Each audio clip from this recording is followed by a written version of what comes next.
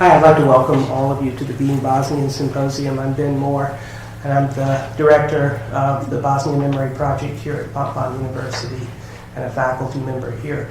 I'll just give a very brief repetition of what I said, a summary of what I said yesterday when we started the program yesterday afternoon. This started out as a conversation between several people who were really interested in finding a way of bridging the gap between younger people here in the St. Louis metropolitan area and accomplished people from Bosnia, especially those who are members of the Bosnian Herzegovinian American Academy of Arts and Sciences. And all of our panelists today are, I believe, members of that organization. And really it was intended to foster conversations that would aid in all kinds of development, including but not limited to professional development. We got some funding from the Fontbonne Community Connection and the Missouri Humanities Council to be able to begin what we first imagined as a speaker series. And Patrick McCarthy had the brilliant idea of just having all of our speakers here at the same time so that that would really contribute to a sense of conversation. And one thing that I want to emphasize at the outset is that we are really thinking of all of the component events in the Being Bosnian Symposium in terms of a conversation, which means that your voices are more than welcome. And as we go forward today, your questions and your comments and your insights are going to be a key component of what we do here today. There's so much experience and thought and insight and expertise in the audience. And we recognize that because of the diversity of people who are here. And we want that to be really, really a part of what we do. So here we are today, and I would really like to thank the Bosnian Herzegovinian American Academy of Arts and Sciences because they are just such a tremendous resource for the nation, for the world, and certainly for our metropolitan area. And they're the key resource here for this event. The funding, as I've mentioned, as I've said, and I just want to mention them again by way of thanks, comes from the Fontbonne Community Connection and the Missouri Humanities Council. Just a few practical matters. Bathrooms are located on this side of the building on every floor, as are water fountains. I also ask that you at some point fill out one of the evaluations. We want some feedback on who you are. I mean, these are all anonymous, but we ask a few demographic-oriented questions. And we also want some feedback on what you found valuable, because we plan to do more of these events in the future, and this will be very helpful to us. And also our funders are interested in this kind of information. So please, you'll find the evaluations on the table out here and also outside in the foyer. And there's a yellow box in the foyer that you can just drop them into. And we'll look at them later. And as I mentioned, they're all anonymous.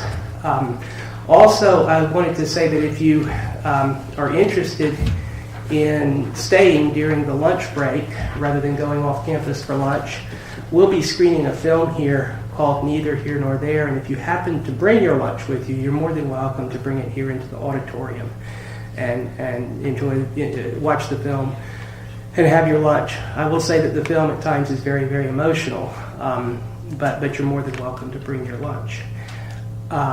We have biographical statements about all of our presenters in our programs, which are on the table near the door, near the exit. And I'll walk around in just a minute just to see if anybody, I can hand a program to you so you don't have to get up to get one. And that's one of the reasons, since we have the biographical information in the programs, we won't be going into elaborate introductions. The individual events that we have today will have introductions, and thereby those introductions will be by younger Bosnians here in the community. And because we have the biographical information in the programs, I've encouraged them to be a bit personal in what they say about our presenters. Patrick, can you think of any other practical matters I need to cover before turning it over to you? No, maybe just mention what we have this afternoon. This afternoon, if I'm remembering the times correctly, at 3 o'clock, I believe, Dr. Amila Buturovic will be giving a presentation. And then we will have, after that, a chance to just gather for some informal conversation upstairs. We'll have some pitas and some baklava and some sodas and waters. And then at 6 o'clock, we'll return to this room. Did I get that time right? Yeah, 6 o'clock we'll return to this room to hear Dr. Esad Boskailo give a presentation. And there'll be, after both of these presentations, ample time for questions, comments, discussions. And I'll turn everything over to my friend Patrick McCarthy.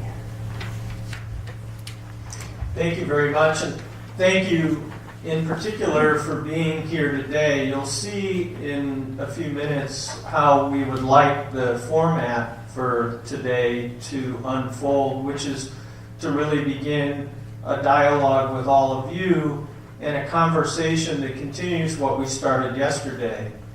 The idea of this, of being Bosnian, we're going to focus in on a little bit today. And before I suggest a couple of ways to think about that, I just want to let you know who's who up here with me. I'm Patrick McCarthy. I've worked with the Bosnian community here in St. Louis for the last 20 years. I was in Bosnia briefly during the war and after. But I think that my experience with Bosnia and with Bosnians is much more in St. Louis. As you know, we are a city now that includes a very large community of people who came from Bosnia and Herzegovina as a result of the war.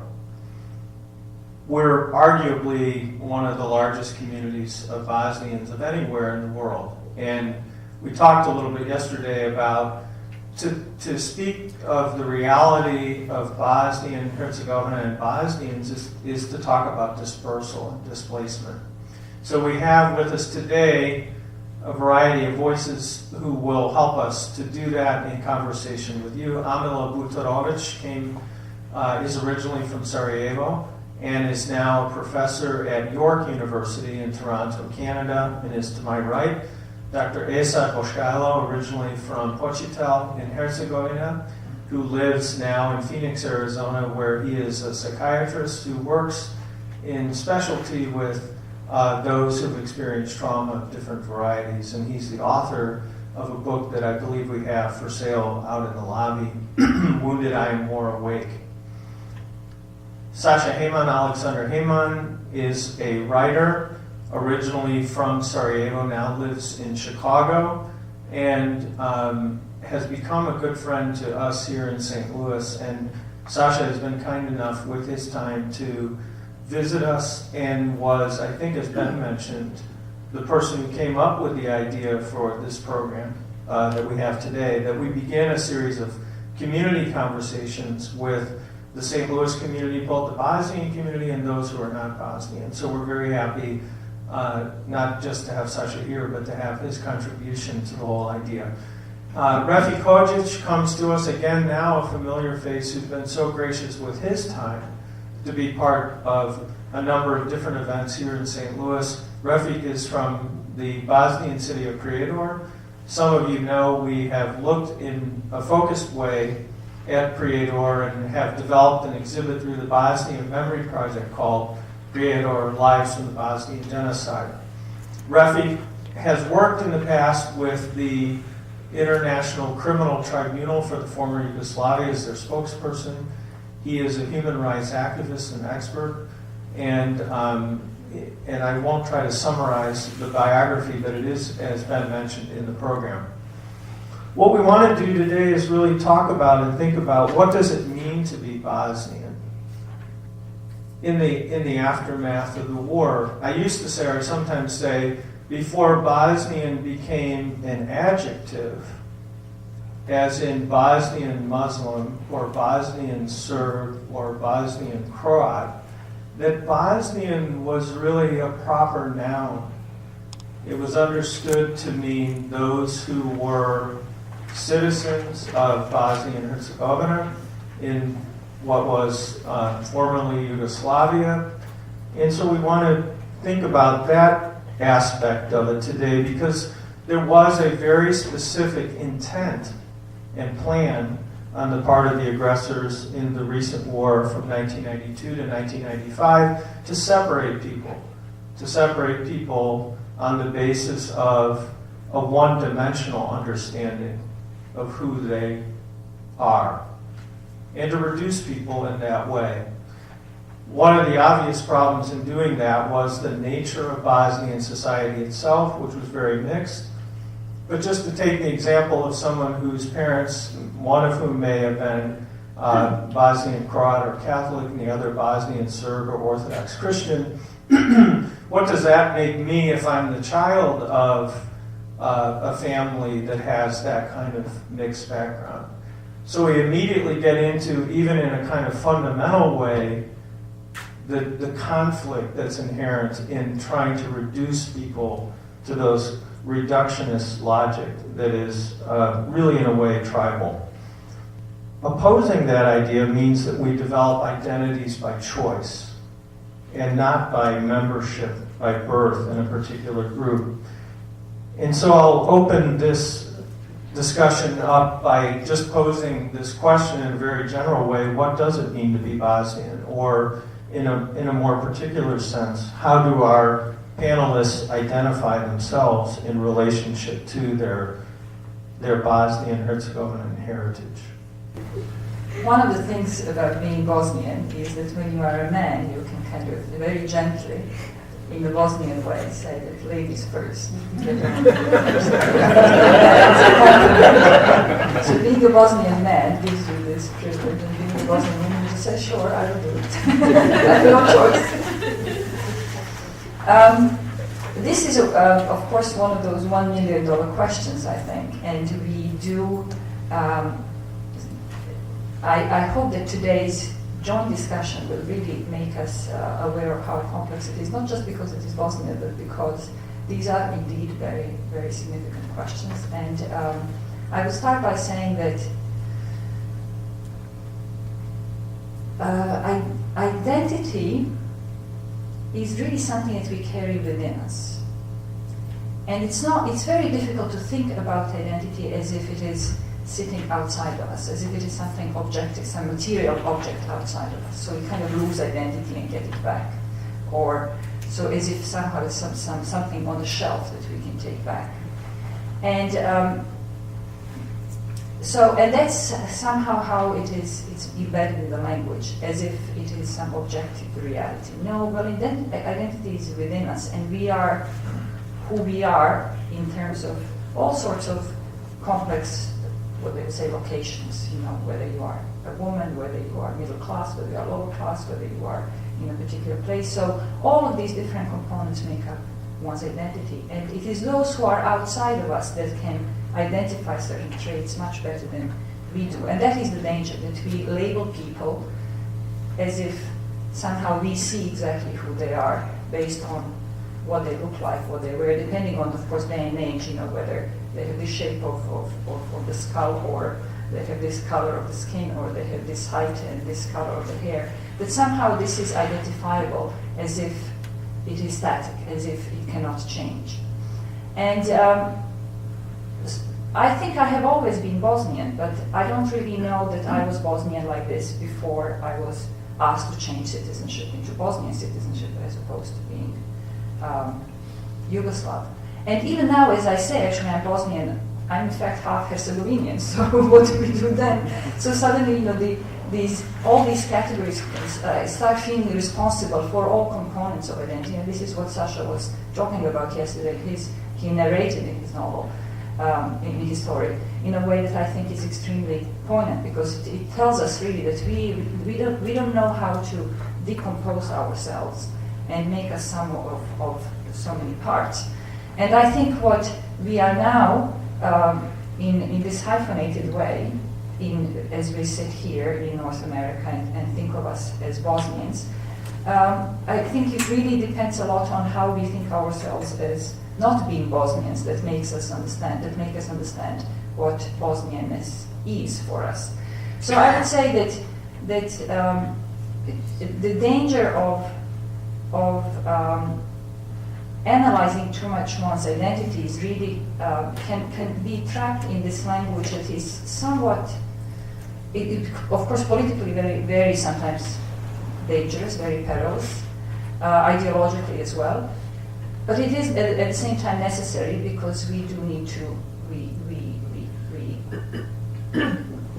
we need to think about them, but we need to also think through them. I mean, this is I think why it is so hard, because we think with our identities. We don't so much think about them, which is why it is so hard to when people ask us, who are you, to what are you, to explain ourselves. And I think in the case of Bosnia and Bosnians nowadays, this is what I said the other day, a work in progress. We don't really know where exactly we stand. We have experienced a huge trauma, a huge loss, and we need to deal with that trauma and loss. And that is part of the narration, that is part of turning it into a narrative, turning it into a story. And the proliferation of books now in Bosnia about being Bosnian is enormous. There has never been so many books in any Bosnian bookstore about what it is to be Bosnian, historically, politically, religiously, intellectually, and so on and so forth. Everybody is becoming an expert on what it means to be Bosnian, because people are going through this process of trying to define themselves, feeling pressure they need to define themselves because they had experienced this enormous loss of something. I mean, not just of life, not just of cultural heritage, not just of a country, but a profound loss which they try to come up with, can't find solutions for. Okay, so I'll talk about identity from my prospect of being a psychiatrist. The major work in U.S. psychiatry was done by Aleksandar in the 50s and 60s, and he described very nicely phases of the life. And each phase is important to go through that phase, mature that phase, and move on to the next one. If you don't, then you have a problem, basically. That's the shortest description of Aleksandar work. When you add to that experience an explanation, you add enormous trauma that we survived, then there's obvious problem there. So we frequently, when we talk about young Bosnian American here, we frequently have tendency to say something like an expert. We know about you guys. We will tell you who you are. We will tell you what you need to do. We have to ask them how they feel. And each of them may have different prospects, and we have to support it, and then we will talk about it.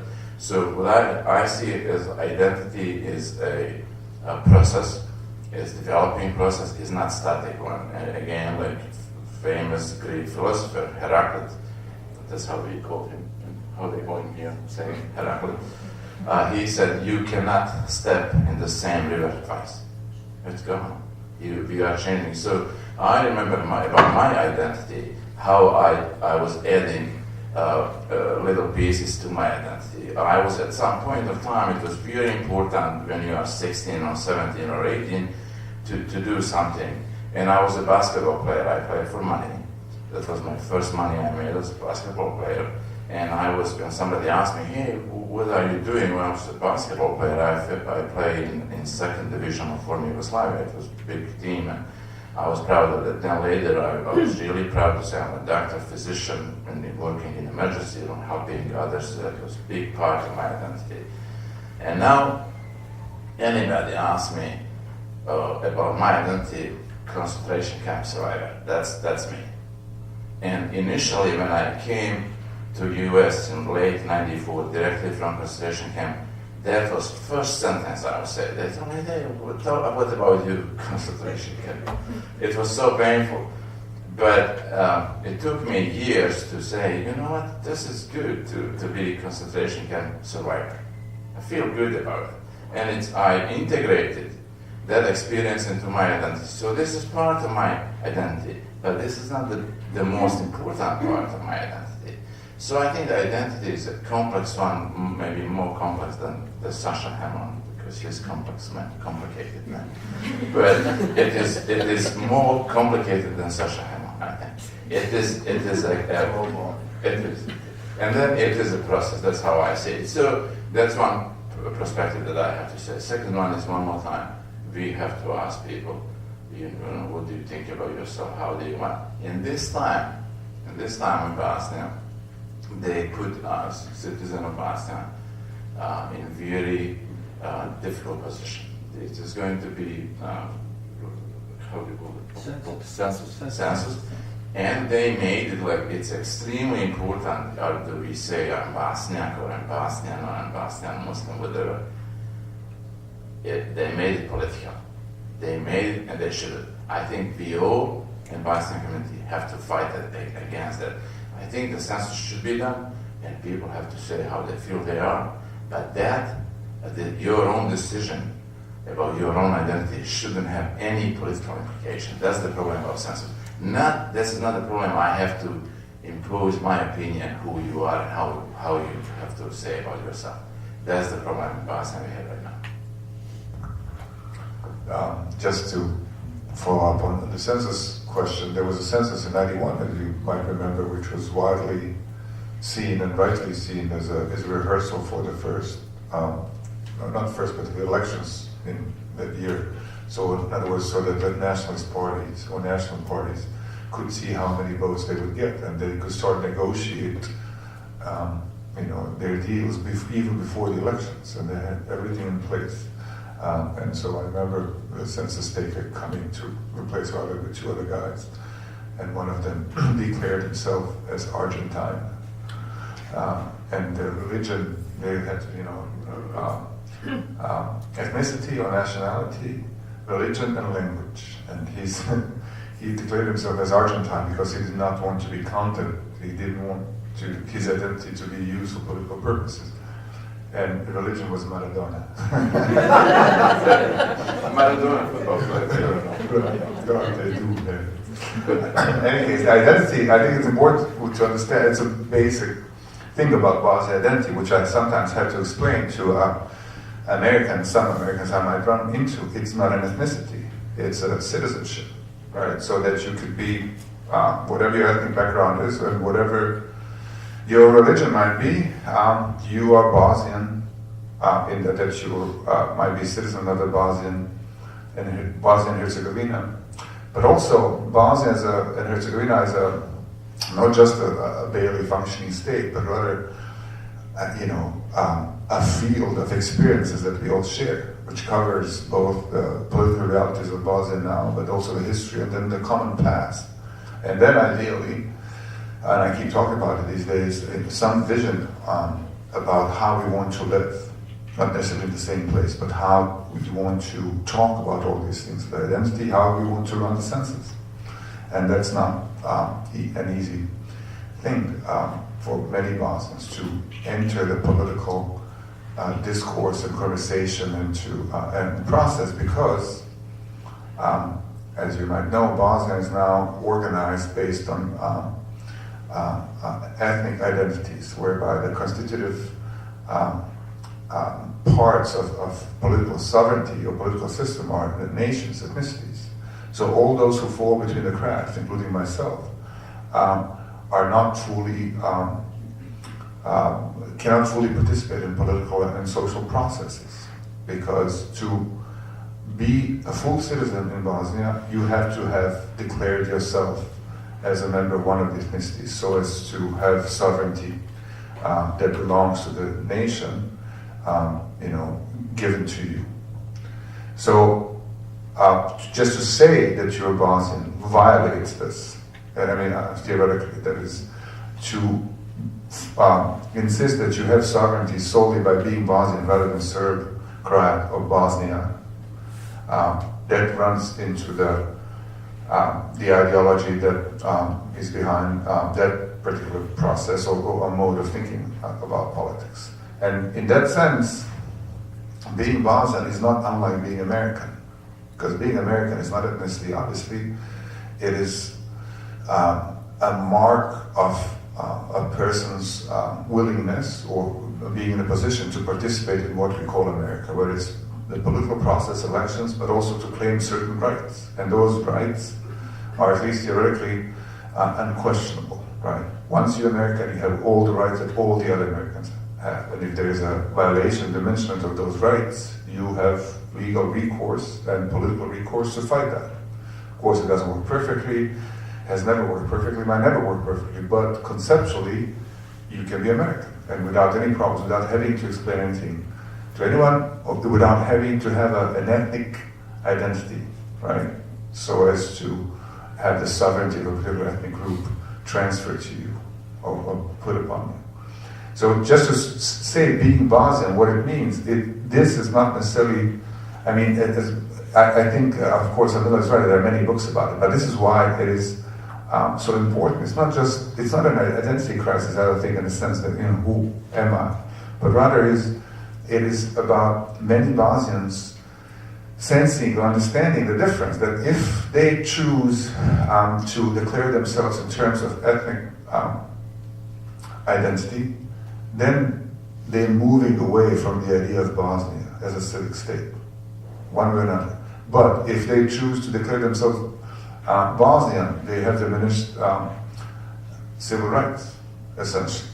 And then the way that census is playing out in Bosnia, there's a pressure of people to declare themselves, because counting the numbers of ethnic groups is going to be, it is very important in the distribution of power within the political system. So the fact that we are here talking about being Bosnian, I think it's great, but it also, they don't necessarily have these panel discussions in Sarajevo or former Bosnia. They certainly don't have that in Republika Srpska and some other parts of Bosnia. And to go straight from there, I think this discussion today that you are witnessing and about to participate in would be very different if we on the panel had people from Republika Srpska and from, Široki Breg, for instance. Because the identity, especially political identity, is at the root of the conflict. It was in Canada, the government in 1874 instituted this policy to kill the Indian in a child. They would take native Canadian children to the so-called residential schools run by the church to be re-educated and basically have all the traces of the native cultures removed, language, customs, everything, and then reintroduced back to their families. In a very different way, this was also the policy in Bosnia, in this effort to carve out ethnically pure territories. You also had to carve out the Bosnianness out of the people who were supposed to be now citizens of these new statelets Republika Srpska had Bosnia. So in Prijedor, in my town, if you were to talk to people about what it means to them to be a Bosnian, you would very likely end up in a fight very quickly because they do not it is not that they don't feel Bosnian, but it is that they are afraid to admit that they might feel Bosnian. Because the discourse that is so strictly imposed now is that they're not Bosnians at all. That Bosnia somehow, and Bosnian identity is virtual in a sense, that it is artificial, that it has no historical rooting, that everything Bosnian is more or less invented. So I don't want to keep sort of making Milorad Dodik into this sort of scarecrow, but he gave this very illustrative statement once. He said, I hate it when I go to Belgrade and they ask me what's up in Bosnia, what's happening in Bosnia. He said, I'm not from Bosnia, I'm from Republika Srpska, and you have to start remembering that there is no Bosnia. I come from Republika Srpska, and that upsets me the most.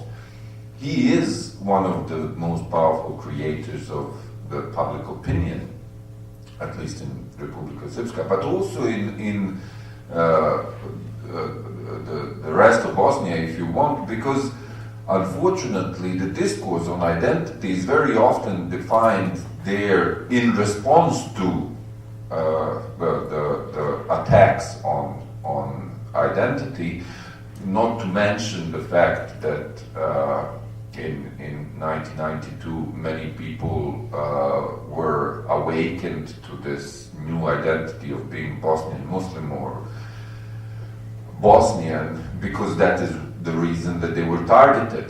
All of a sudden they found themselves in concentration camps for having a name. We had a very interesting discussion last night about Salko and him wondering who he was and why he was in the camp, not realizing it was for the name. So in essence, I think that if we were to answer this question, what it means to be a Bosnian, it is simply such a complex web of different aspects and different angles, much more complex than Sasha Hemon, I would say. I mean, I don't even know where to start. I was thinking last night, what happened to the regional identities? I mean, Bosanska Krajina identity.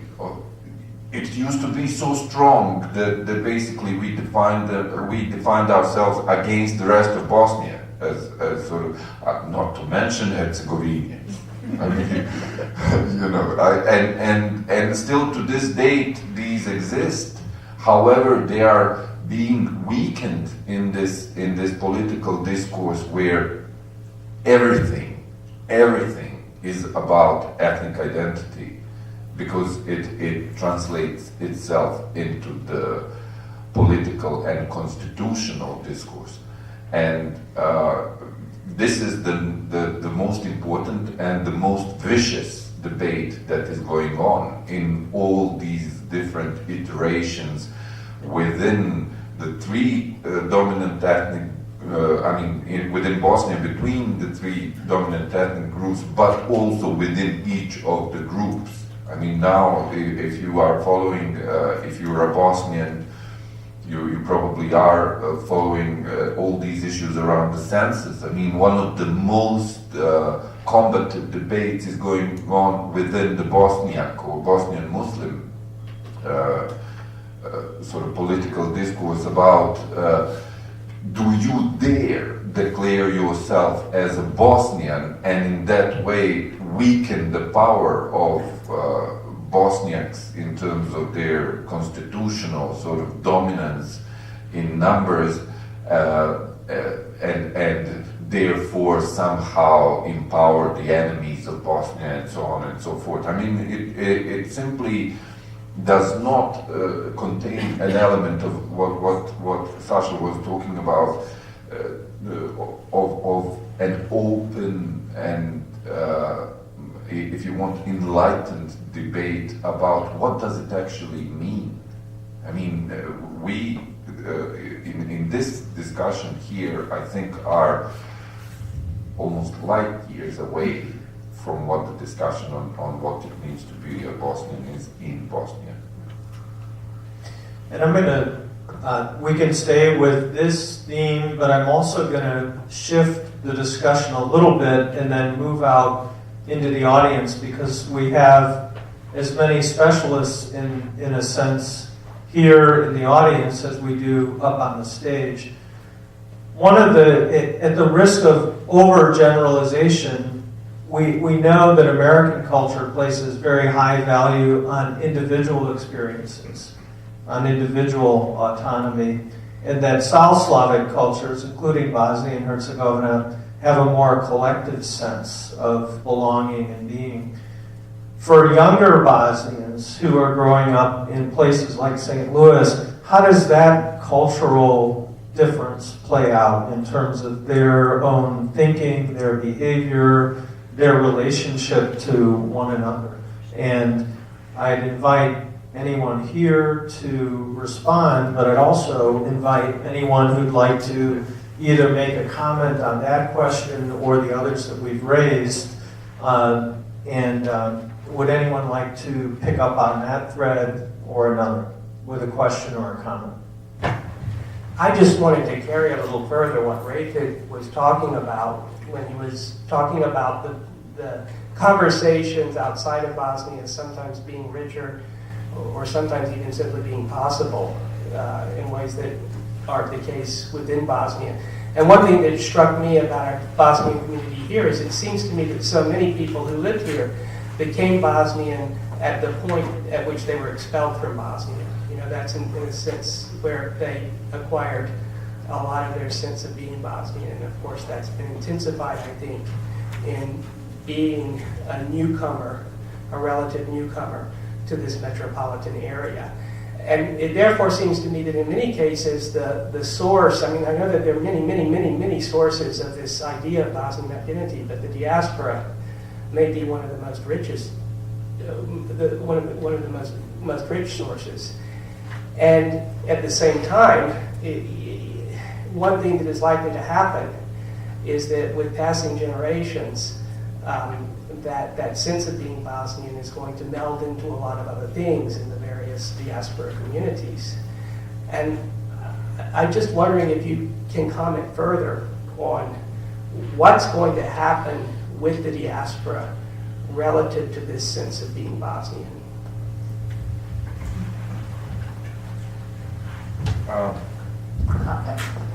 You go ahead. Go ahead. No, I was just going to comment on something very short, but you go ahead with Sasha. I just want to say I don't know what's going to happen in the diaspora because there's no really precedent for this. This is very different. This era, not just for Bosnians, but anyone coming to the United States, it's fundamentally different from the Ellis Island immigrants who came over and on a ship and took them a month to cross the ocean, and then they wrote letters every once in a while, and then 50 years later they went to visit, and the children could not speak the language. Now there's with the internet and Facebook and relatively cheap traveling, the connection has been maintained, at least in the generation, the first generation, or the kids who came here even as very young and came of age, and now they have political science degrees or not. They are capable, I think, conceptually to be Bosnian and American in a way that has no precedent. And this is the case with any number of ethnic groups. Not to mention the Latino population in this country, which is changing the ways, and it well should, about being American, what it means to be American. The funny thing about this discussion, being Bosnian, it's not that different from the discussion would be what does it mean to be American or being American. But the next generation, I don't know how it's going to pan out. The children of the children who came and how that is going to work. I do know, however, that no matter, I don't know if they're going to go back and fix the state of Bosnia, whether someone who was born here and learned the language here is going to go and run for presidency in Bosnia. But I do know that it's a channel of communication in some ways, that it's an open channel of communication. So that the ideas that are generated here, not necessarily this room, but in this country, individual sovereignty, citizenship, and its responsibilities, are finding their way over there. And over there are a lot of people who do not like those ideas. They like the idea of people being ethnic subjects as opposed to citizens, right? This is what we're really talking about. If you are forced in a situation to have sovereignty only if you belong to an ethnic group that can guarantee your ethnic individual rights, if you keep confirming your ethnicity and keep joining everyone else. That is very different from the ideas of individual sovereignty and citizenship that are prevalent here, even if complicated and have to be fought for. But the channel is open, And what we do with that right now is very important. What is going to happen in the next couple of generations, I don't know. Can I just build on this a little bit? I think that as we talk about identity, we can throw in another term which is very much associated with, and that is what you work on, and that is memory. I mean, for an identity to go on, it has to remember something about itself. It has to constantly be reminded of who it is and what it is, etc. And I think these kinds of memory projects and participation in them is a way of maintaining some sense of collectivity, something that is shared wherever you are. And if that, of course, doesn't go on, then people will not know will not have that relationship, that access to some heritage called Bosnian. And I want to just mention an example that in a way shows that, I mean, it's not completely unprecedented. There is an instance of the emigration of Bosnians, particularly Bosnian Muslims, as well as some other minorities, actually, of Bosnia, to Turkey with the fall of the Ottoman Empire, with the withdrawal of the Ottoman Empire and the Balkan Wars in the early 1910s, and masses of people leaving because of ethnic cleansing, in fact, and settling in what is now Turkey, and some of them actually even going more east, settling in what is now Palestine. So there are actually villages, the so-called Bushmak villages in Palestine, in Syria, where Bosnians live, but they don't think of themselves as Bosnians. Of course, they think of themselves now in different terms. But the community in Turkey was enormous, and they were part of the so-called group that was labeled as immigrants. And they were never, as a part of the building of the Turkish nationalism, they were asked to forget who they were. And they were not, it wasn't only the Bosnians, there were other groups that were moving into Turkey and becoming Turkish. And so these Bosnians who were Turkified in the Turkish Republic lost that memory of being Bosnian, stopped speaking the language, stopped narrating who they were, stopped giving stories about their past. And I remember when I was doing research in Turkey over something completely different, I met lots of people who later on, when the war began, suddenly woke up to being of Bosnian origin. But until the war, they never actually mentioned that they were Bosnian. I was Yugoslav from Sarajevo. They were Turks. And except for one, and I mentioned this story actually the other day, except for one close friend of mine who happened to have been 100% Bosnian. Both of his parents were from the Bosnian immigrant community. And he said that he had never heard anybody speak Bosnian, say anything about Bosnia, or at all have any reference to Bosnia. And he was in his 30s at that time. Except, he said, when his grandmother, who spoke perfect Turkish, but who was the first generation immigrant, she had a stroke. And after the stroke, she only could speak Bosnian. And they couldn't understand her. She couldn't speak to her children and grandchildren, and her children and grandchildren couldn't speak back to her. So they asked me if I could go and translate what the poor woman was saying. This was a woman in her 80s, and she would say things that were sort of all kind of Bosnian that my grandmother spoke. And she had absolutely no connection with her children, who spoke of themselves as Turks. And what is now very interesting is how Bosnians of Turkish descent are waking up to their Bosnian roots. There are so many now suddenly connections with Turkey. In Bosnia, there is an attempt to claim those Bosnians in Turkey, and in Turkey there is a kind of discourse about, I'm from the Balkans, I'm from Bosnia originally, but that was lost for a couple of generations. And it was revived thanks to this memory kind of project, different kinds of memory projects, whereby they could in fact suddenly start, if necessary, invent their past, or reinvent them, recognize them somewhere in the distant past and start talking about them again.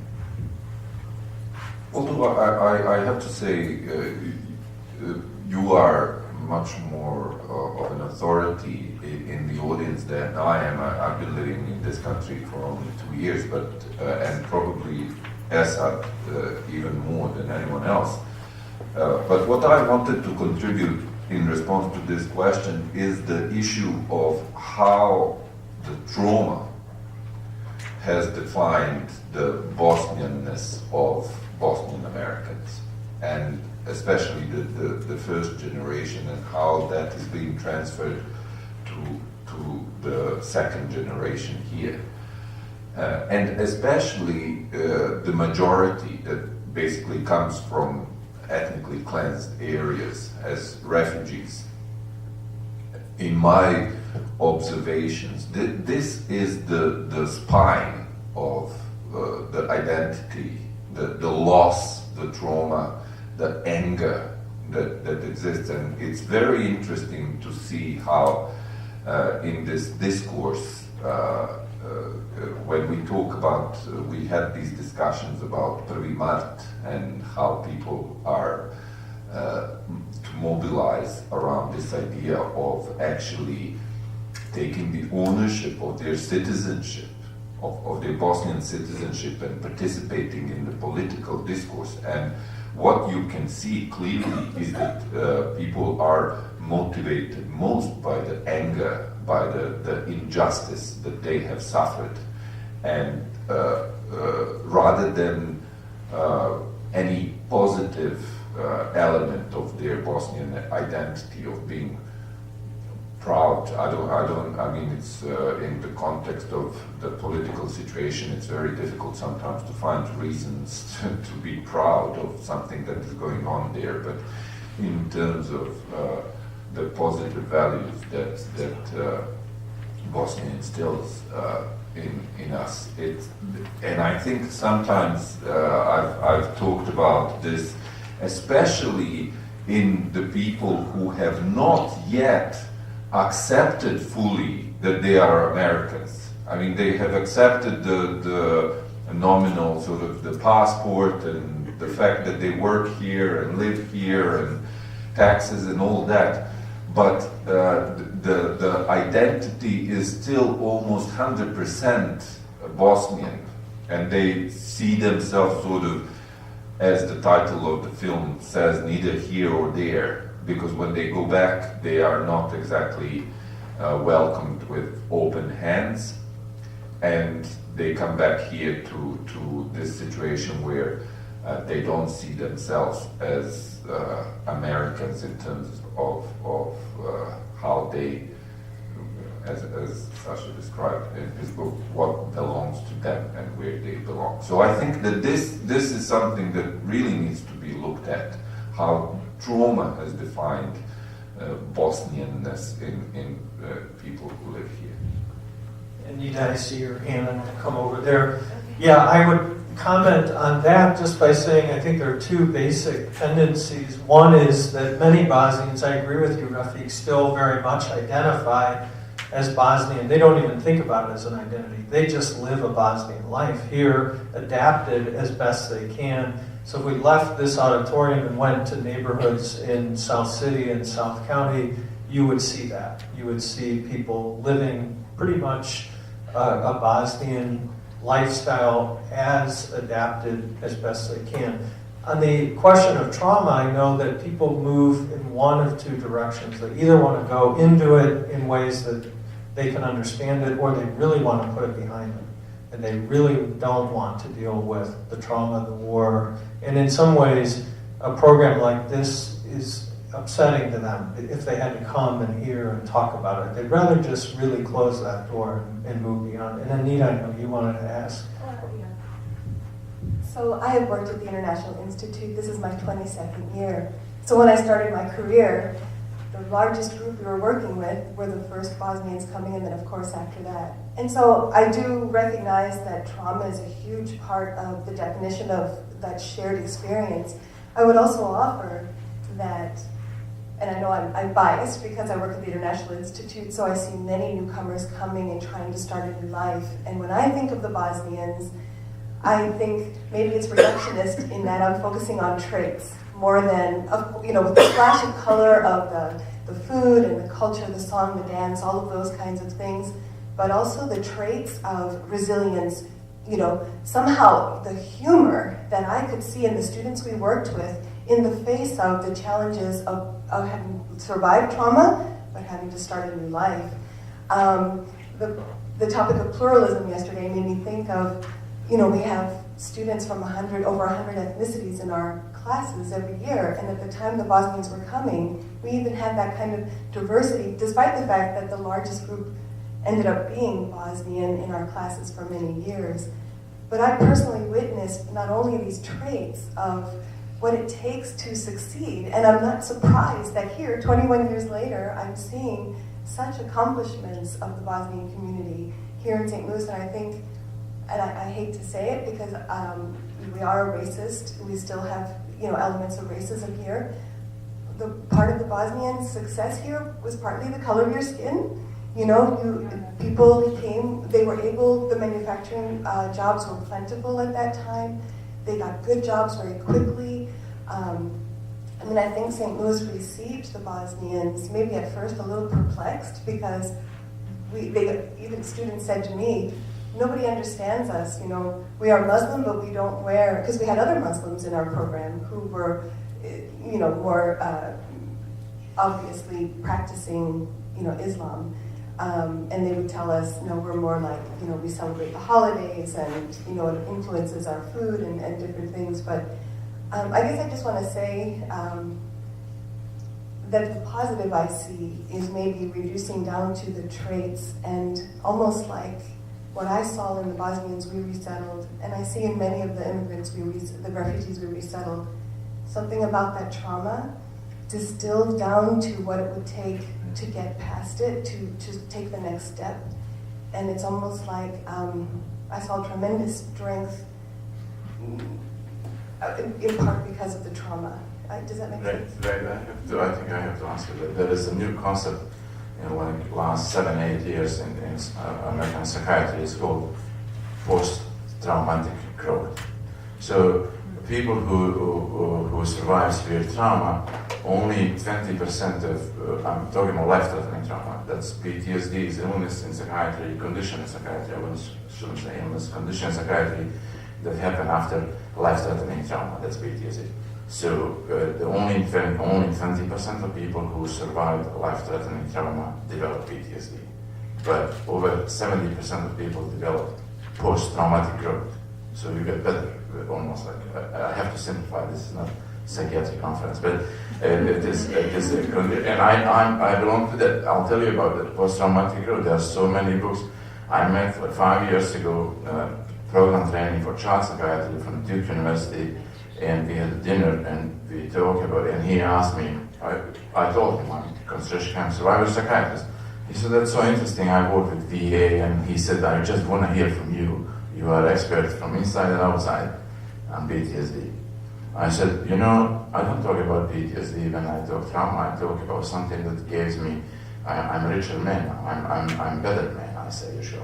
In lack of better English, I say I'm better now. And he said, what do you mean, tell me more. And I told him, I feel like our kids now, with my son is right now 23, but at that time he was like 17 or 18. Compare my son, I have 2 boys, with colleagues of them like in high school. But they're born here, they don't have like any life experience pretty much. And my son's concentration camp survivors, both of them. And who has that experience? That makes them better people. And I learned from my kids. I did learn, I'll tell you how. When I was more angry man 15, 17 years ago, I would say, but all of them are chutniks, with the shit. That was my sentence. And my Timur, my older boy, he said, Babo, they are not all the same. You have to distinguish who is war criminals, who is not. I learned from them. I want to tell you guys, I want to, and I learned from our younger Bosnian American, I want to learn from them, and I think they are richer people because they experience the trauma. So there is a post-traumatic growth. When this guy told me, so you are talking, this Dr. Alan Krishnan from Duke, he said, so you are talking about post-traumatic growth. I said, what's that? He said, how long have you been thinking about it? I said, for 20 years, almost. He said, man, somebody did before you, somebody gave the name, like, to the same concept. But just I forgot to add one sentence about it. Then our identity is also having coffee. And I describe it in the book, so that's why I left the bathroom. So if you have 3 coffees by 10 o'clock, you have to go to the bathroom. So having coffee, it's our identity. It is not coffee. I have 3 pages in my book about having coffee. It is here. It's called psychotherapy. The only difference is we go having coffee in our cafe bar and talk to a close friend for hours. It's free, it's a couple bucks, for coffee, and you don't have to pay, and the other person doesn't have to tell you, I'll see you next week. This is over. and it's free, it's perfect. It is one of the best parts of our culture.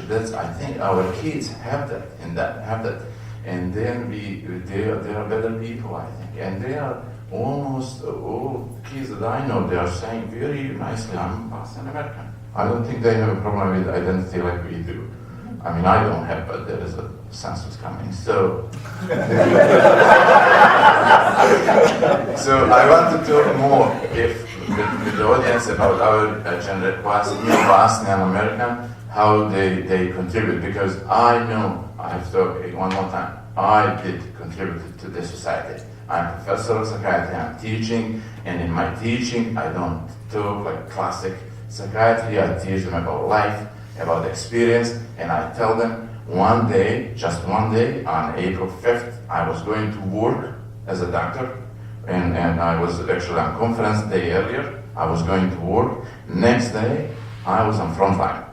So it is possible, and almost exclusively, the only reason I talk about trauma and war is to prepare people, to tell them everything is possible. We have 9/11 here, everything is possible, and I'm not talking for like no reason. One day I was going to work, next day I was on front line. Untrained, didn't know what to do. First day I was like doctor on front line. First day 6 people died from my town, and I knew all of them and families and everything. So one day from going to work in emergency room, next day my friends are dead. For no reason, for identity. Only reason they attacked us to take our territory because we should look like different. I don't know how I look different than anybody else. Taller? Okay. Can I just validate something that he just said about coffee? Sorry, I don't want to diminish the seriousness of conversation, but just as a historian to validate that coffee is part of our culture. Sarajevo had the first coffee shop in Europe in 1684, 100 years before Paris. I mean, this is of course if you don't consider Turkey as Europe, which we don't want to at this panel. So it is actually historically. There is a reason for it. I actually wanted to ask about the question, what you said about coffee made me think about this, because I wanted all of you to comment not on what one is, but what one does that creates an identity, right? Because we talk a lot, especially in the US in the last 2 or 3 decades, right? It's all about who one is, and we forget what sort of cultural practices we have that suggest our identities. And so I wanted each of you to talk about what do you do that, sort of is a cultural practice for you, or part of your cultural practices. Well, I think that's crucial, because the difference between being a subject or ethnic subject and being a citizen, the citizen implies, and I don't mean just having citizenship rights and going to vote every 4 years or 2 years, but rather participating in, in the daily practices of a society. So you engage with people, you talk with them, whether you do it in your neighborhood or outside of it, or you do it all over the world, but it is a daily practice. So the practice means that you make choices daily. And those choices are informed by, the presence of other people, right, who are not like you. So that your identity as a citizen is formed in those engagements daily. And that includes voting. Those other people might be politicians or people who have a political program. If you are a subject, ethnic subject, then there's no choice involved. You are born into a name, and then someone says, we'll represent you in this fight. And they might fight a war, they have a national party, and you have no agency in that regard, right? And you can operate within that particular context, but all of your choices are already defined by your ethnic background or national background. That's a diminishment of human potential that I object to, not only because of our Bosnian experience, but then based on some ethical principles that I try to follow. To me, the fact I'm a Bosnian American, not because I had two citizenships, I mean that too, but I live in America and I engage daily with this thing called America. But because of the way the world is and my life is, I also engage daily with Bosnia in various ways, from reading news on the internet to talking to people to coming here. After I had, I had finished a tour for my book, and then I came here. So I participated in American literature, and then I came here to participate in Bosnian event.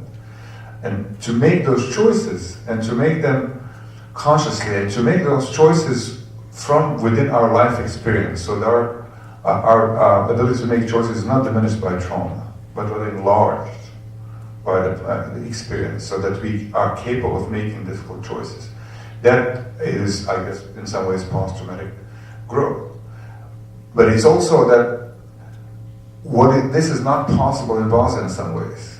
And of course, this is our advantage in the whole situation, because people's choices are diminished, not only because of the ideological political situation, but because the difficult situation in the society. So to switch the stress, or to stress more that citizenship aspect of identity, there is daily practices, and whereby identity is defined by the choices you make.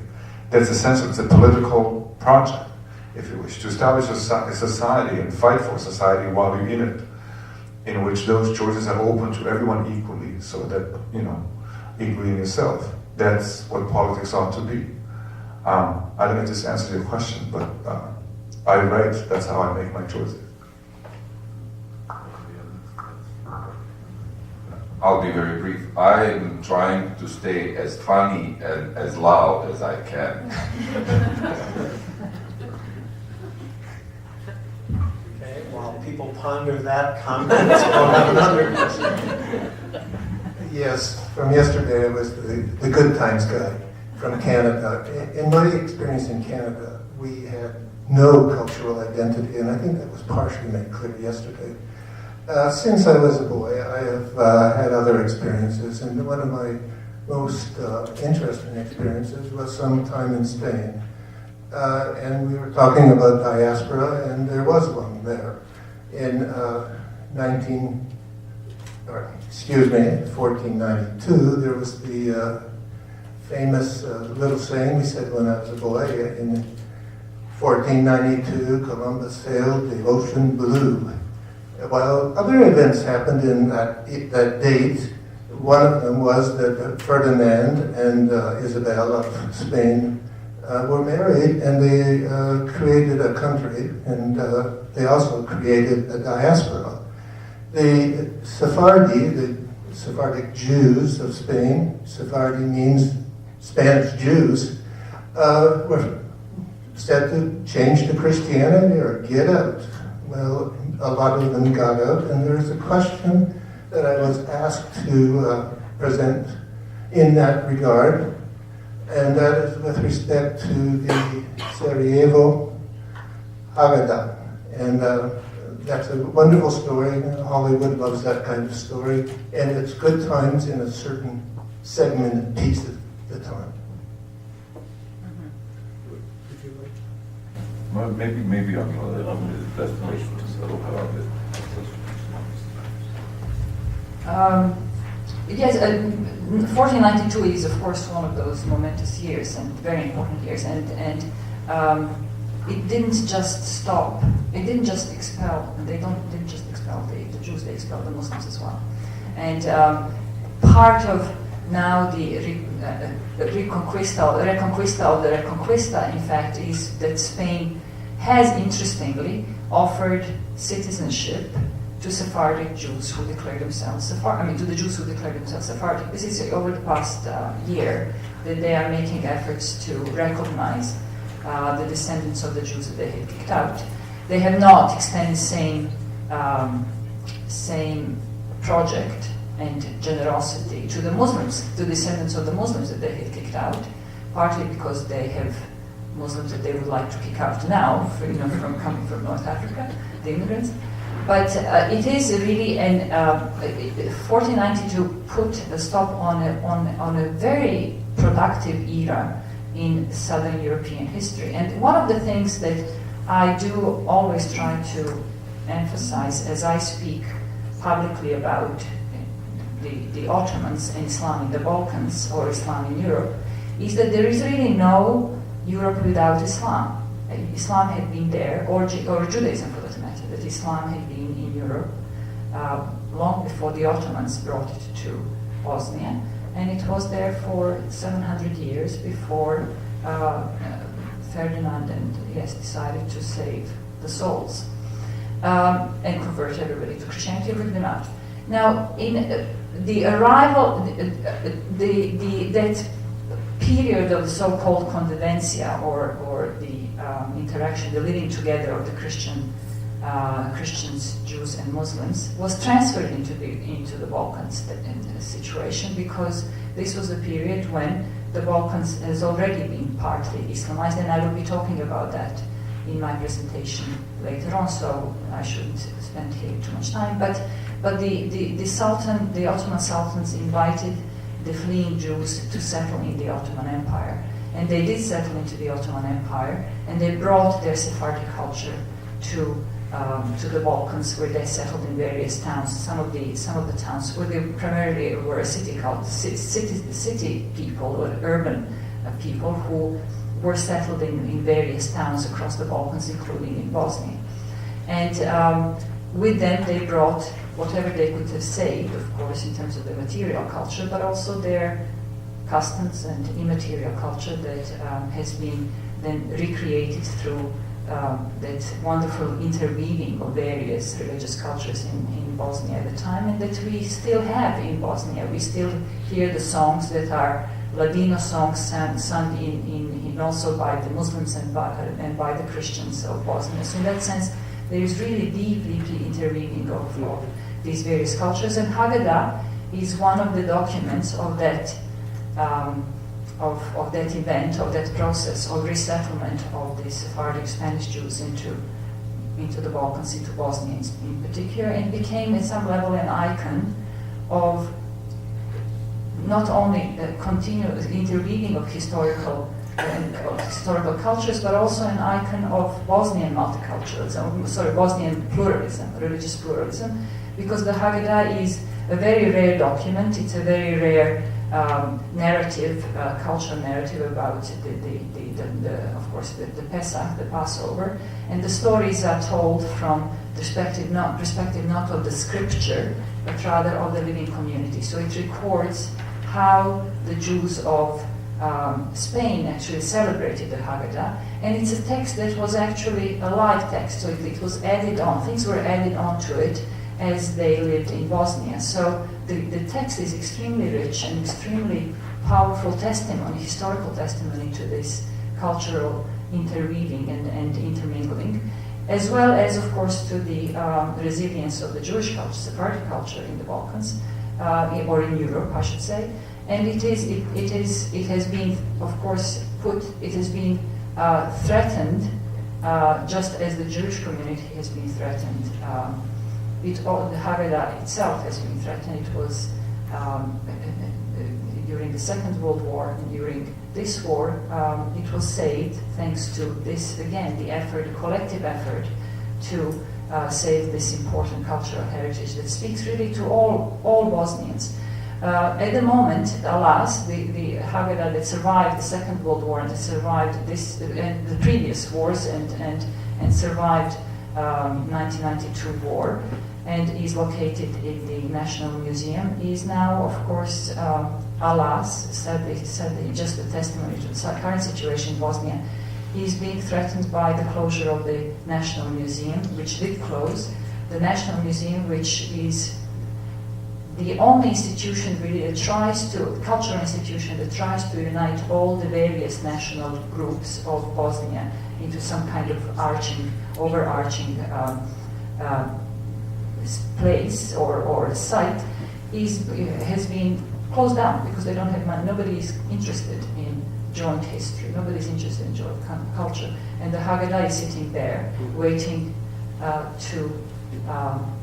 awaiting some kind of resolution. So it's safely sitting there like the rest of the wonderful, wonderful items and objects that are of extremely high significance for, of course, understanding the whole history of Bosnia and the Balkans in this long-term way.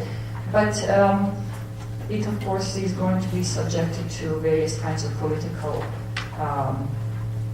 calls and it's going to be probably at some.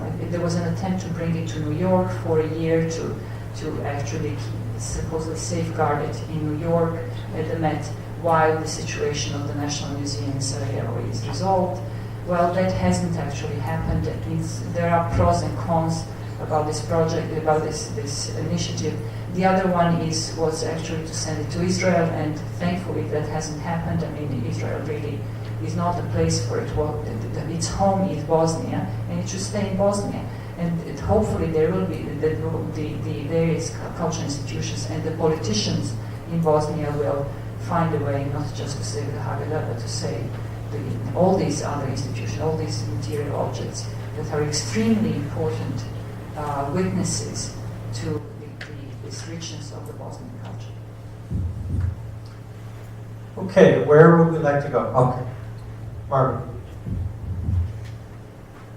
I interviewed some younger Bosnians in St. Louis last year as a journalist, including one Bosnian Serb, and I'm wondering if you could speak to that generation Bosnian Serb identity. I don't know how large a population of Serbs left or exactly under what circumstances, but I know that they are here and in many cases in the same classrooms with Bosnian Muslim first generation.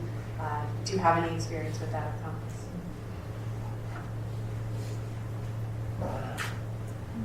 Well, in my experience, I played soccer with a lot of people, and you know, from all over the world. The difference is if they declare themselves Bosnian, then they're Bosnian, and then it doesn't matter in some ways. But there are people who, and I suppose they're right, they declare themselves as Serb, wherever their place of origin might be, and then they're somewhere else. So in that sense, I can speak to that experience, not only because I'm not young, most obviously, but also that the fault lines have been established. And if they start closing, it will have to come from Bosnia, because cultural practices here in communities have diverged, very unfortunately. But Bosnian community, including here, it's never, the people who call themselves Bosnian, people who define themselves as a Bosnian community, it's never single ethnicity, if for no other reason than because of my presence there. I always spoil the purity of the group in many ways. So this is not an answer to your question most clearly. Yeah, if I have them as a patient sometimes, and family of many, I have many patients that are Serbs from Bosnia or Croatia, because they're kicked out of Croatia also, and I have many Croatian patients.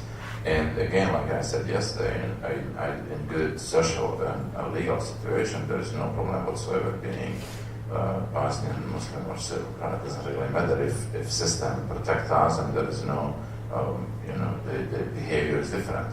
When you have a country like Bosnia, the behavior like violence is allowed. If you are going on the street in Belgrade right now, having signed that we will kill you again in Srebrenica, and they killed 8,000 people there in a few days, and they are allowed to have those transparent, those names, will kill you again. It's different here, the behavior is different. But I do have a patient, and they do struggle, some of them, depending on experience. And they always, I don't share any experience about myself to my patients anyway, but some of them, they know. If they ask me, I don't answer them directly. I have a way to answer the question. It's a very interesting question. And so most of them, they apologize to me.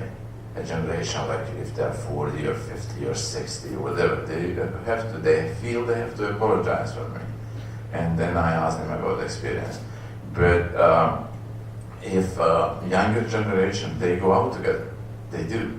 Again, depending on experience or depending on what parents teach them at home, they do go out together. More now than 15 years ago. Again, this is part of being Bosnian American, being American and accepting this culture that life is possible together. We know that possible we had a life together. And it will be again. It will be again. When I'll tell you when. Like Ghazali, the philosopher who lived in 11th or 12th century. 11, okay. Thank you. So I was close. 11th century. So he explained the social system like this, and political. He said, unfortunately, in this world, there are only a few people, few percentage of society who are leaders. And over 90%, he said, over 90% of people are followers. And I'm followers. We're following our leaders. And he said, any time in the history when you, in this little percentage of leaders, you have crazy people like Milosevic or Hitler, you will have a bad outcome because followers, they don't make decisions.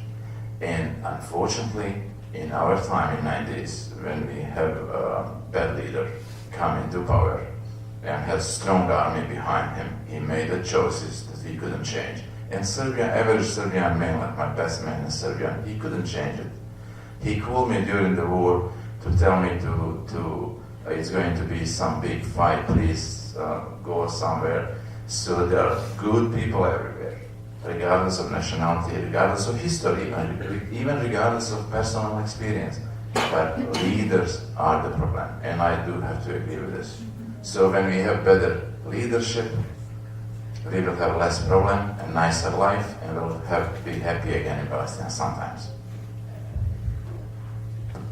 I just wanted it occurred to me, there is one unifying factor, in my opinion, very unfortunate, but nonetheless very powerful, and that is this deviant, in my opinion, form of popular culture, turbo folk, which unites, Bosnian Serb, Bosnian Croat, Bosnian Muslim or Bosniak young generation, not only in Bosnia but also here. And I can see it when different concerts are organized with these stars of turbo folk, that all of a sudden it does not matter anymore. For a large majority, who is who?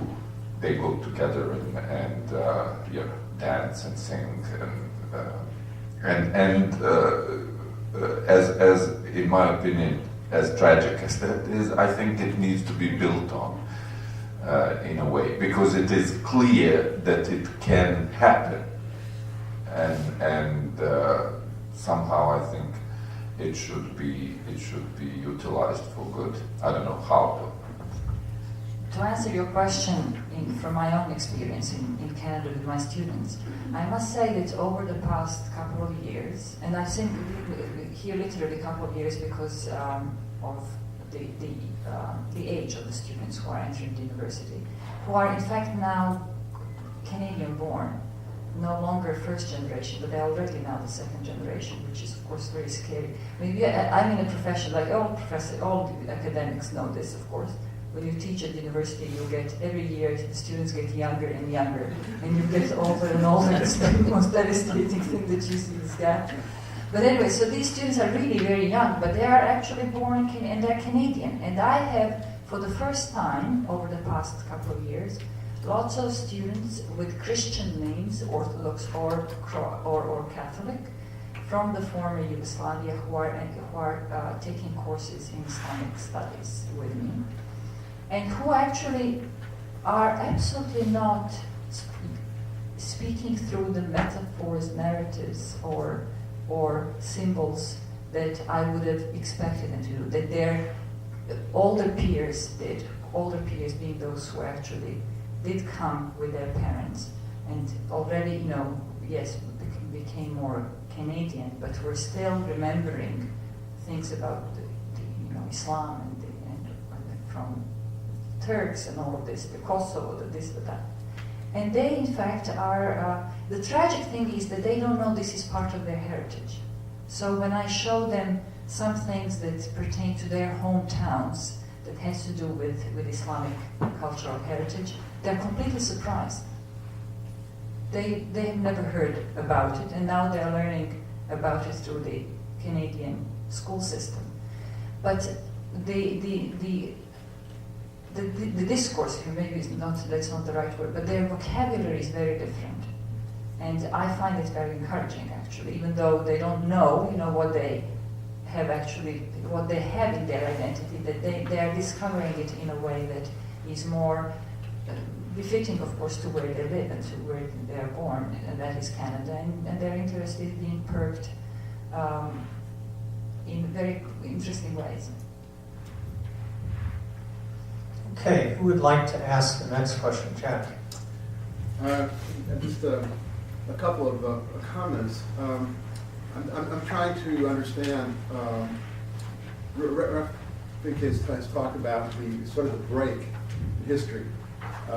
Thank you. You've talked about the kind of break in history, somehow getting past the legacy, at least of recent history, the divisions, and the possibilities that youth can somehow regenerate, and possibly through cultural activity or through cultural agency, can somehow overcome these divisions that we have all been talking about today, the fragmentation of identities and so on. There have been some experiments like that. I'm sure you all know about that. The youth orchestra that was established by Edward Said and Daniel Barenboim, Yes. which I think has had some success in terms of generating infinite goodwill, although I'm not so sure where it's going to go in terms of any kind of lasting political change. And yesterday, I think you talked about, and you gave the example of Germany, and how youth, it really did take, it took a generation, and it took time. It's another thing sometimes that can actually be on the side of regeneration. But it took youth really to make the break, and I can't call it break, but at least to make some difference in the transformation of Germany itself, which actually did take a generation or more, and which some would say has not really occurred sufficiently even today. So my question is, to what extent, particularly in Bosnia today, where you have economic difficulties, which also was discussed yesterday, where youth may perhaps want to remain, may want to seek justice, but you cannot find employment. So you have that sort of a problem, maybe on the fringes, but it's a very important thing also. And then I haven't heard discussion about youth too much in Republika Srpska, or for that matter, in Serbia proper.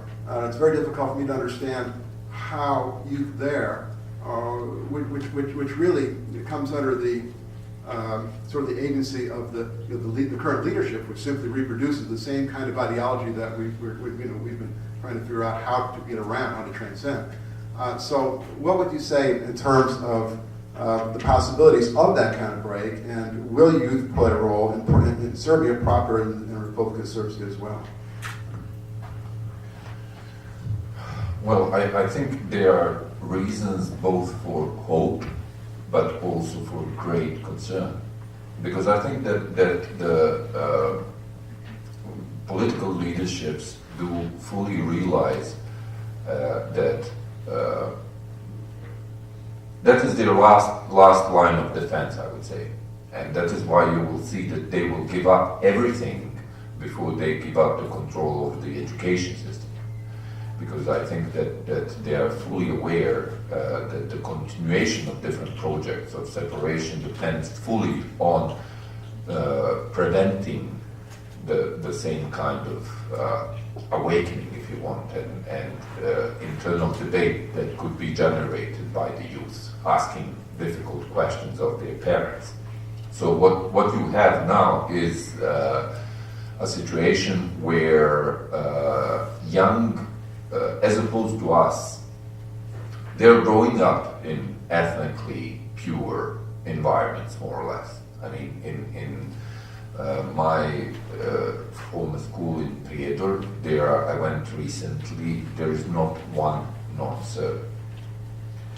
In my son's class in Sarajevo, there is only 4 non-Bosniaks.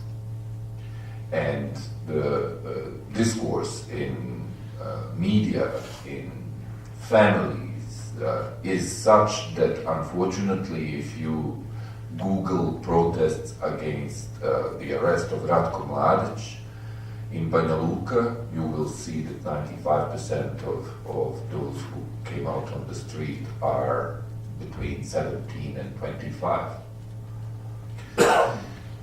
And basically they are fed this narrative. They do not have their own memories of the war, but the narrative that they are fed is such that they strongly feel hostility towards the other, that not even those who have themselves fought in the war necessarily feel. So that is a source of great concern for me, that we may get past the point where you can actually reverse that, where it will get cemented to the point that these narratives will live on in these young people. At the same time, there is also great cause for hope.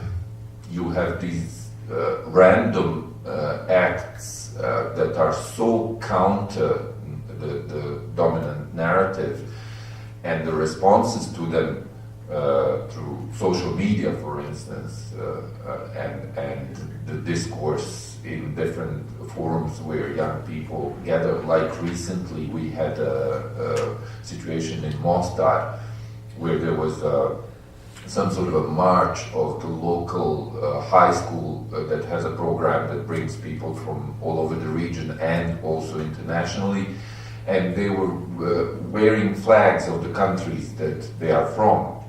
And two kids, one from Croatia, one from Serbia, who are a boyfriend and a girlfriend, were walking past together, and some old lady remarked to the Croatian girl, like, "Why are you walking next to him?" To which she turned and kissed him. And this was captured on somebody took a photo of this. And it, of course, went viral immediately.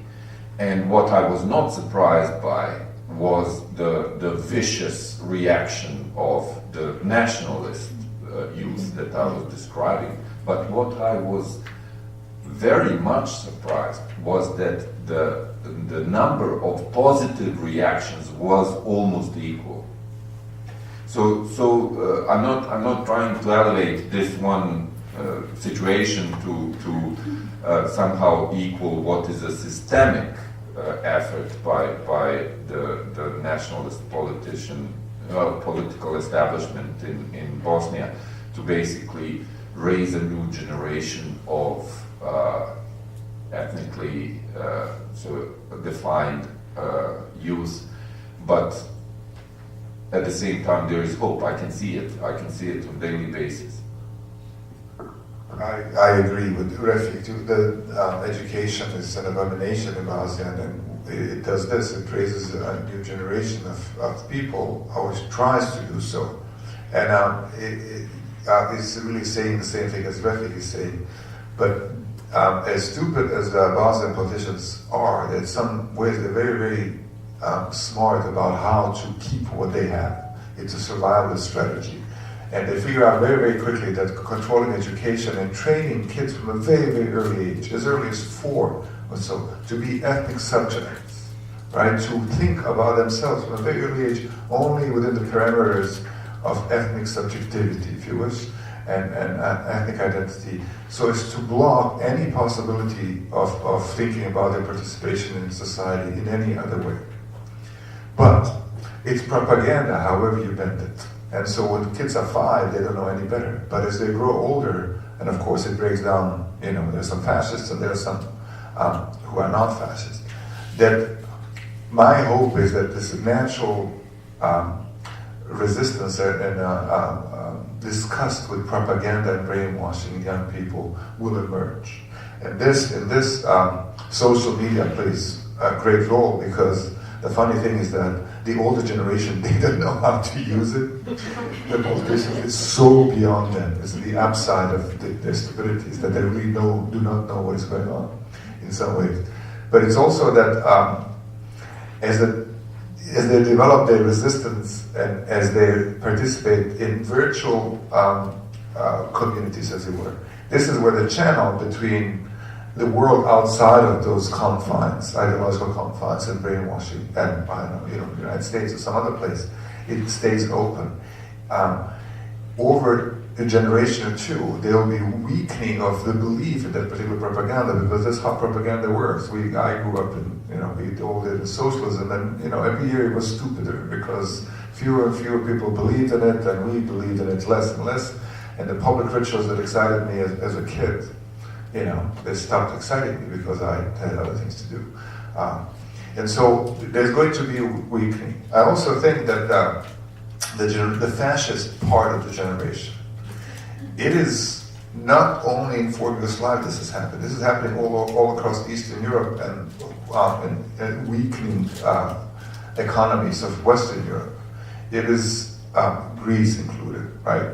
That social unrest and social rupture that is connected to social unrest, someone will get really, really angry and move to the right? So they have fed this propaganda, but anything would have been all right in that particular situation, the breakdown of infrastructure and education system and all that.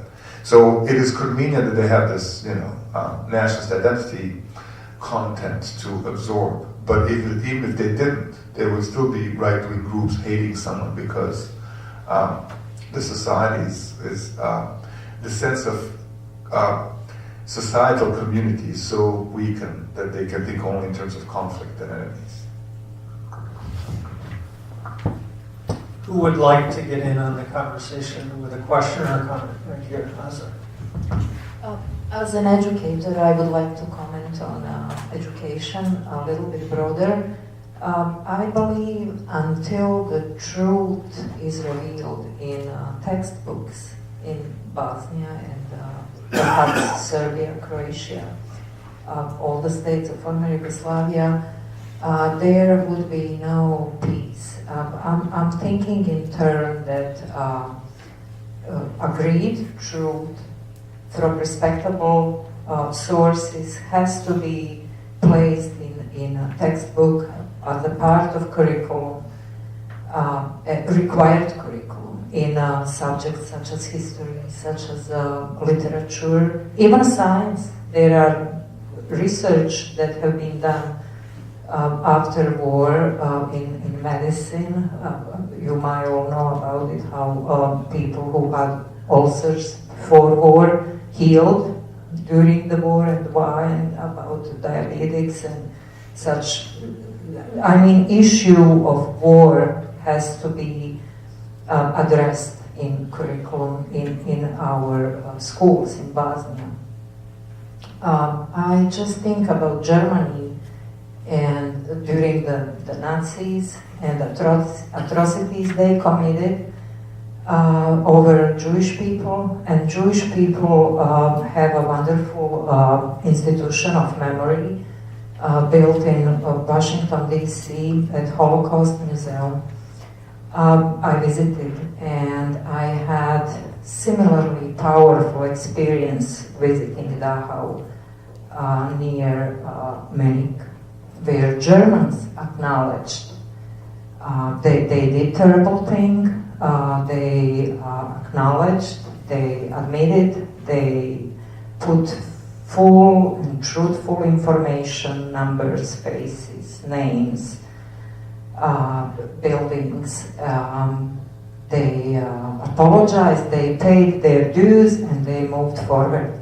Today we can look up to Germany as economic power. I believe America, which is my country now, together with Bosnia, I like to say Bosnia is my mother and America is my very good stepmother. I believe America has work to do on issue of slavery. As somebody mentioned at the beginning of this session, we still have racism here. We do, and I feel very sad about it. I would love to contribute if I could in any way. It is not addressed in education enough.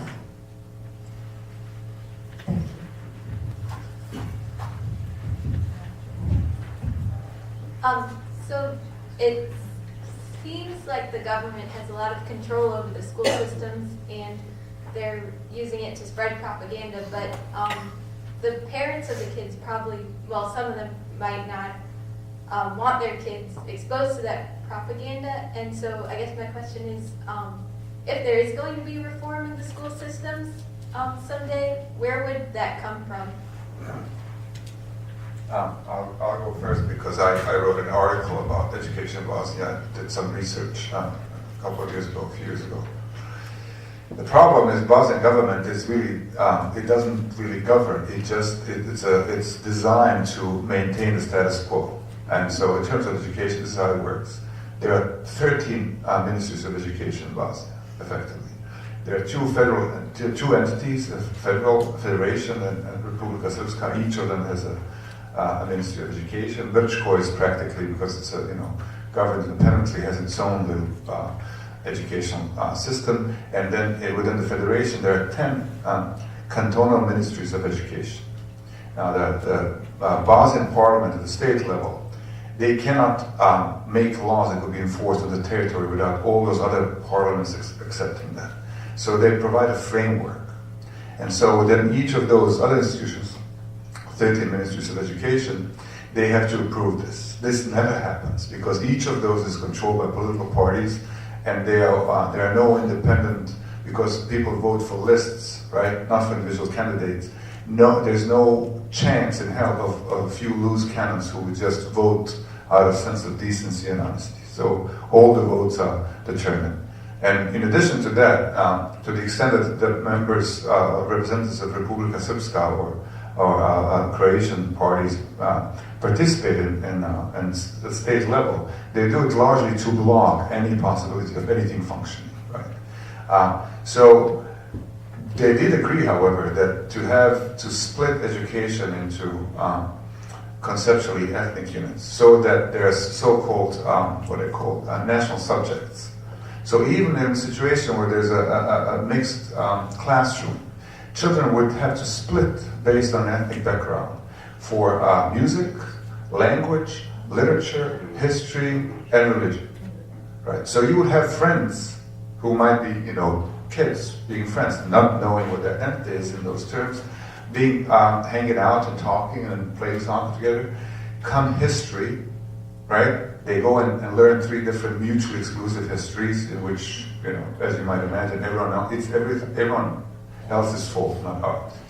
Similarly with language, even music, where they might be singing the same songs, mind you, musically speaking. And so it's such an insidious system, and it is so deeply embedded in the way that the state of Bosnia is constitutionally established, so that the possibility of change requires a major surgery over the whole system, right? The only hope is really that, well, there will be enough kids who will just say, well, this is just stupid. And they will find out, because they will compare the information they get and things that they get with other sources, right? And some of those sources most of those sources come from outside of this, vicious circle. If I can just support that, I don't think that national histories, as they are taught in schools, including in the former Yugoslavia, are really any longer the measure of how much people know about their past. And they simply have to rely, and they do rely on other sources. And when you look at, even on internet, when you look at the news, there is so much information that is being collected, passed on, talked about, in ways that people when we were growing up, did not have access to. We had access to our textbooks and somehow had to learn from them, assuming that's the only way to know what had happened to us. And what we were learning was full of nonsense as well. Things that we learned about, I happened to work on the Ottoman Empire. The things that we learned on the Ottoman Empire, we were learning in our textbooks that Serbian army won the Kosovo battle. We won the Kosovo battle. We were the victors at the Kosovo battle. Until I learned that actually no, we lost the Kosovo battle. But it was a moral victory. somehow. So the moral victory was de-emphasized as opposed to the political defeat. So things that national historiographies constantly feed the kids, it's not necessarily what they should know. And hopefully, in this case, the kind of the silver lining is that these children will find access. They do have access. They have access to so many ways. I mean, you just look at the genealogy projects on internet. You know, the ways in which memory projects. They're really replete with points of view that do not fit into the single narrative. And this is, I think, more of a challenge, how to cope with all these multiple histories and multiple pasts, how to close the gap between various memories and the past tense. And that's what I think, in that sense, in education, as strong as of course central as it is, I don't think can answer and should answer all the questions about what exactly went on in the war. If I can just add, in my personal opinion, as I said, the education system will be the last line of defense for the nationalists. They will give up everything before they are forced to undertake any reform of the system as it is. However, as both Amila and Sasha said, I think the great hope lies in the internet. Recently, I attended a panel with some of the leading social media activists on the planet, and probably the young people here will know Tim Pool, who is known as Timcast on Twitter, not by his name but by his Twitter handle, who basically declared, I have not gone to school, I am internet educated. And there are more and more people like that, and there will be more and more people like that. I mean, I'm not saying that academic institutions will be redundant, but even Bill Gates recently stated that the future of education is in the internet, and that gives me a great deal of hope that these alternative sources will be found. But what I think is the priority at the moment is not even the reform of education system, but actually getting kids to mix with each other, to actually just leave their almost hermetically closed discourses. Not even necessarily to go, from Banja Luka to Sarajevo and vice versa. Just go anywhere. Just go and see what kind of a world you live in, so that Ratko Mladic is not exactly the best kind of hero you can go for, with all the sort of vast choices of heroes that exist. And this is something that I think even civil society can do.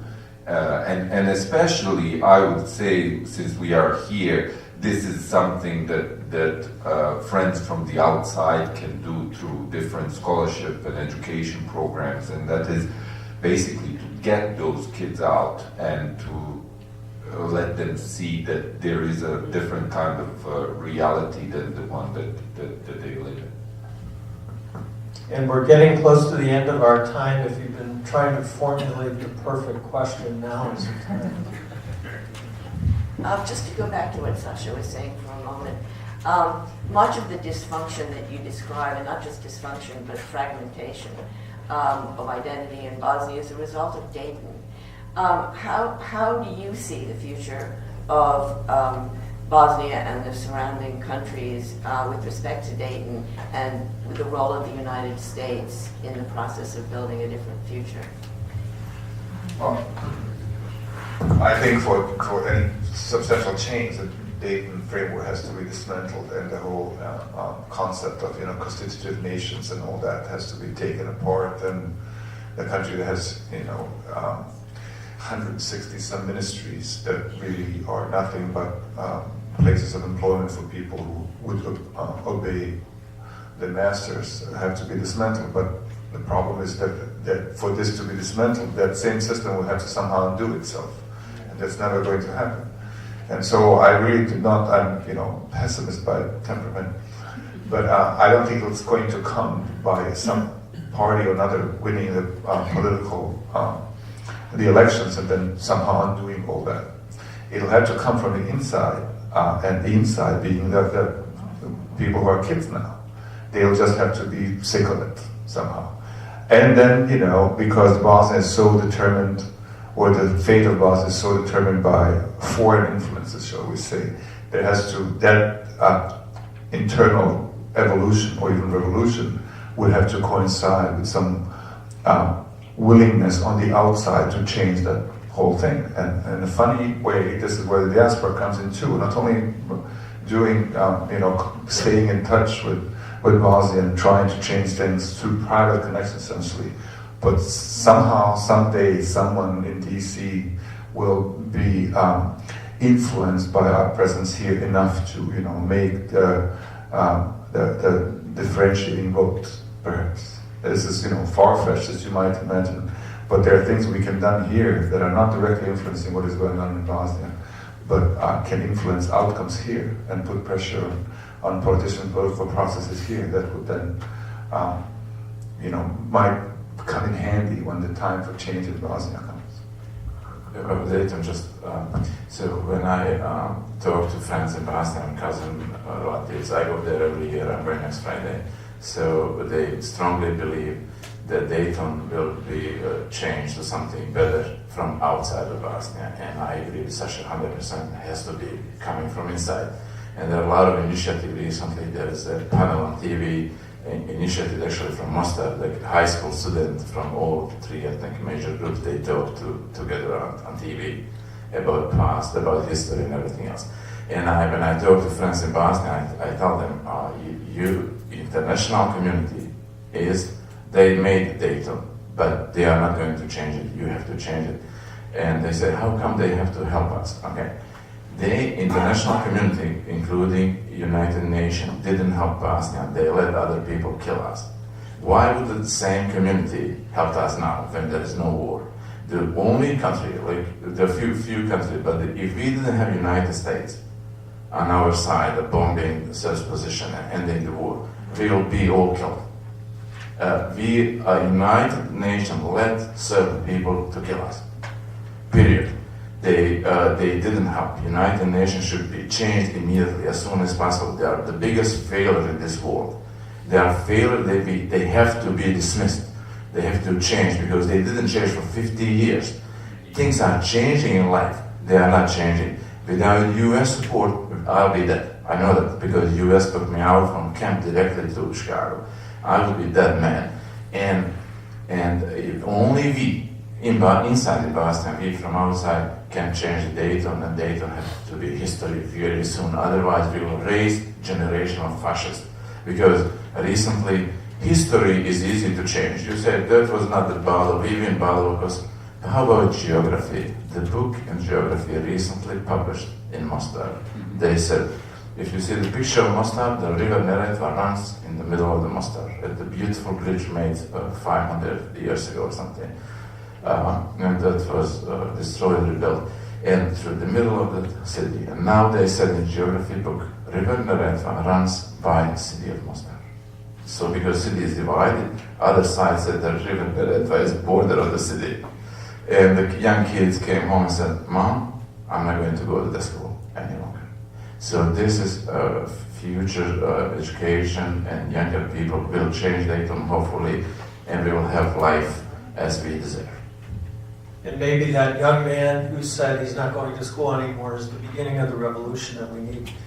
I want to thank all of you for coming, and I want to acknowledge and thank our panelists for the round of applause.